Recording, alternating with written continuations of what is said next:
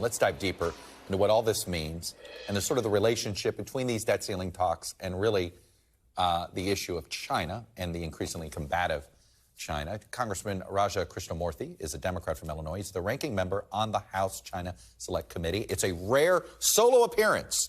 Normally he and the chairman there, Mike Gallagher, do try to stick together on these things, but I know you guys can't be everywhere at the same time. Congressman, thanks for coming on.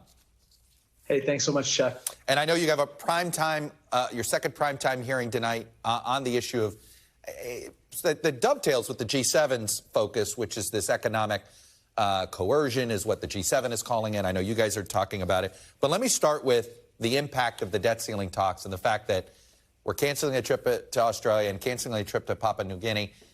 This, how much of a setback do you see it when it comes to our, both visits were about China?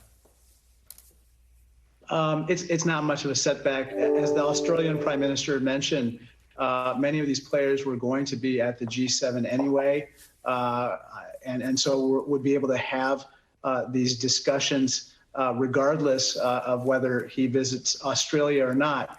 That being said, I think that these visits will get rescheduled for later in the year, and so it's going to be important to have those visits because at the end of the day, our alliances, our partnerships, our friendships in the region are extremely important with regard to our strategic competition with the CCP, the Chinese Communist Party.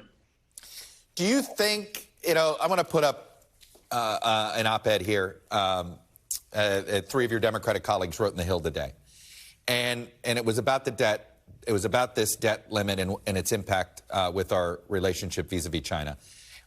It's Andy Kim, Jake Auchincloss, and Brendan Boyle, and they write this. Nothing would be more devastating to the United States' global leadership or more helpful to China's ambitions than unleashing an economic catastrophe by defaulting on the Treasury's debt. January 6, 2021 was Xi Jinping's best day in office. Make no mistake, he's now watching how we handle our economy with similar bated breath. Is that alarmist or is that accurate? I think it's accurate. I think that Xi Jinping and others are rooting for a default on America's debt because at the end of the day, they want to undermine the U.S. dollar. They want people to go toward using perhaps the renminbi or some other currency. Now, the problem for the Chinese and the Chinese Communist Party is that there's no real rule of law governing the use of their currency. And so it's very unlikely that foreign investors are going to place any bets on the RMB. However, all that being said, we should never, ever be in a situation where the full faith and credit of the dollar is questioned. And therefore, it's vital that we not default on our debt, we pay all of our obligations, and we move forward. Tonight's hearing, you're focusing, like I said, on sort of the economic relationships that we have or shouldn't have with China.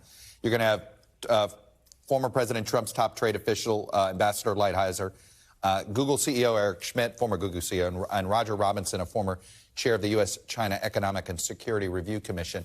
Let me ask it this way. Do you think are we headed to a place where we are going to discourage most economic ties to China?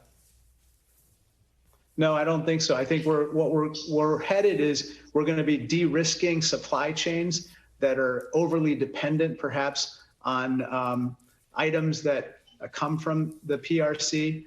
I think that we're also going to have to invest in our own economic competitiveness and up our game. That means making sure that our workforce is prepared to innovate and lead in technologies of the future, that we attract the best talent from around the world to help maintain our leadership, and also that we are ready for being able to compete in artificial intelligence, quantum computing, robotics, and other areas where the Chinese Communist Party seeks to lead. And so I think we're going to have to do all of those things in addition to de-risking some of our supply chains and, of course, protecting our interests abroad. Look, one of the things they've been highly successful at building allies is the Belt and Road Initiative. G7 is going to refer to that basically as economic coercion. Some of the terms are not the greatest terms for these countries with their loans and stuff. What could the G7 and the West do alternatively to compete with China's Belt and Road? I mean, if you're if you're a country in South America that hasn't gotten a lot of attention from the U.S. or in Africa that hasn't gotten a lot of attention from the West, and here's China going, hey, I got some venture capital for you. Here are the terms.